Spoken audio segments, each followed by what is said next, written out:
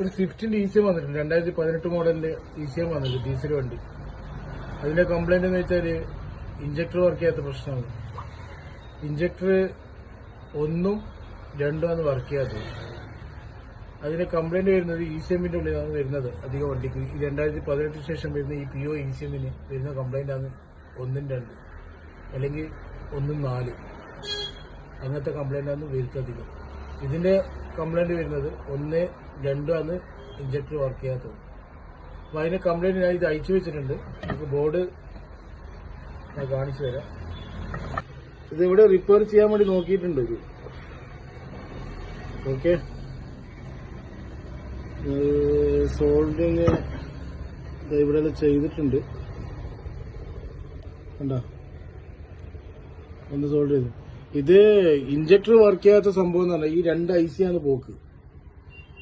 ഇഞ്ചക്ടറിന്റെ IC ആണ് ഈ സംഭവം 2, 1ഉം 4ഉം 3ഉം 2ഉം.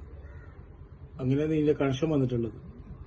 അപ്പൊ നമ്മൾ ഈ 1ഉം 4ഉം വർക്ക് ചെയ്തിട്ടില്ലെങ്കിൽ ഈ IC ആണ് പോക്ക്.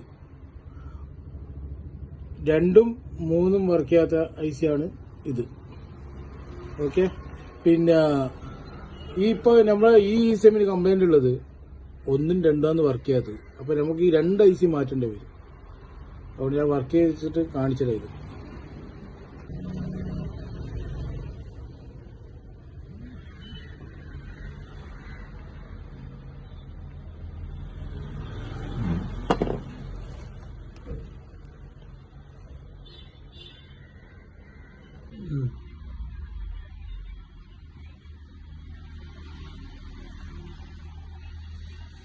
ഈ IC എൻ്റെ അടുത്തുള്ള ഞാൻ എടുത്ത് കാണിച്ചത് ഏതാണ് IC ഉള്ളത്.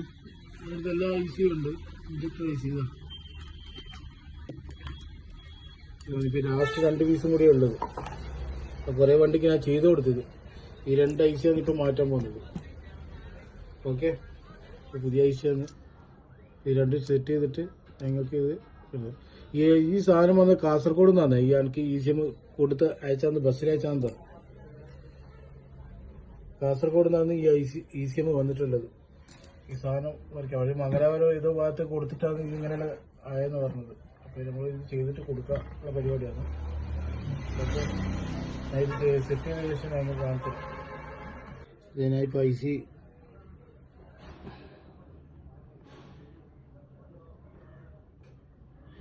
ഇത് വളരെ കെയർ ചെയ്തിട്ടാണ് ചെയ്യേണ്ടി വരാം. അപ്പുറം ഇപ്പോഴും പിന്നെ തട്ടിപ്പോകരുത്. ഷോർട്ട്